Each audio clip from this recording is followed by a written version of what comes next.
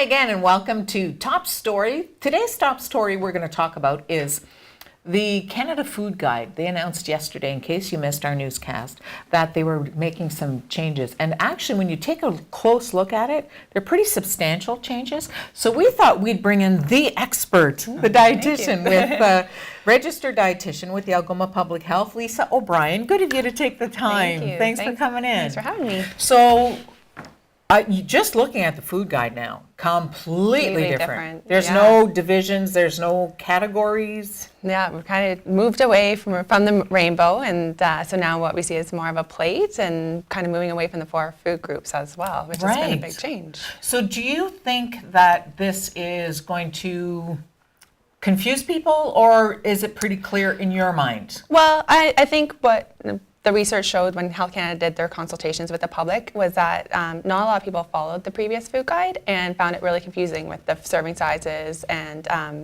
the people don't really measure out their food. So hopefully by moving towards more of a plate, it will actually kind of be able to, people will be able to see actually how this should work. And you know what? That was the thing that I found about the original Canada's Food Guide, was that, 3 cups of broccoli means 6 servings. Well, like you said, who has the time or the inclination to measure that? Yeah. So this is really, and the new food guide actually acknowledges that it's not just kind of what we eat, but also how we eat. So there's a lot more recommendations about being more mindful when we're eating, cooking more often from scratch, eating together as a family, and enjoying food. Get back to the basics. Yes. You know what? It's very interesting to see such an agency, because, of course, when you think of Canada's Food Guide, their first priority is our health. So it's kind of refreshing to see that they're talking about be mindful, get together with your family and sit down like the old days and have some dinner. Yeah, it is a lot more simple than we kind of sometimes think that it is. Yeah, I think we sort of ended up making it too complicated, maybe. Exactly. And there's so much information out there too, Yeah. right? So, and that's what Health Canada has tried to do, is look at all that evidence out there and kind of be able to kind of weed through what and tell us what is recommended for our health. And I think, too, that the obesity rates over the last decade or so have increased so much that they almost had to take a look at it, because there are way too many people who are overweight in Canada. Well, the previous food guide was released in 2007, so we know that a lot of the evidence has changed. There's more research, and the way that people access information is a lot different, too. So now what we're seeing is, instead of having kind of a static document, it's actually more online, and there's more actionable advice, resources, recipes, videos that can really help people with making changes. You know what? That's exactly an awesome point to make, because I think that this Canada's Food Guide is really geared towards today's person.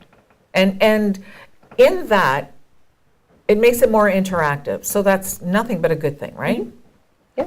So tell us about the plate. You mentioned that, the big part of it is the plate and how it looks. What are some of the biggest differences that you noticed right away? I'm just going to fix your microphone here. Yeah, I felt it slip down there. Did you? Yeah. Okay. So the way that they have the plate is actually how we as dietitians have been educating about healthy eating for a long time. So making your plate half vegetables or fruit, and then splitting the other half of the plate between grain products. So the new food guide specifies only whole grains, and then the other quarter being protein foods. So in that protein food category, we're encouraged to choose more plant-based proteins. Meat and dairy is still included as healthy options, but we're just putting more emphasis on the plant-based proteins. And there's been some reaction in anticipation of the new guide and the redesign of it from beef farmers and dairy farmers in Canada. They're concerned that because the focus has been taken off of an actual dairy segment of the Canada's Food Guide, that they're going to suffer in light of also all the tariffs that they're dealing with. Yeah. And we're not saying that they're not healthy choices and that people can't still consume animal products, but what we're saying is that for health and for chronic disease prevention, we should be emphasizing more plant-based food. So we make the recommendations based on the evidence instead of industry. Right.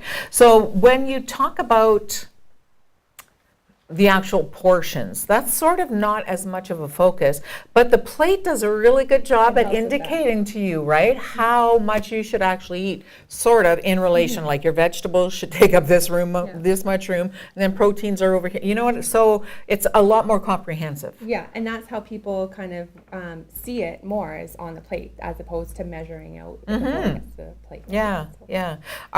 I know it's early. Any good reactions?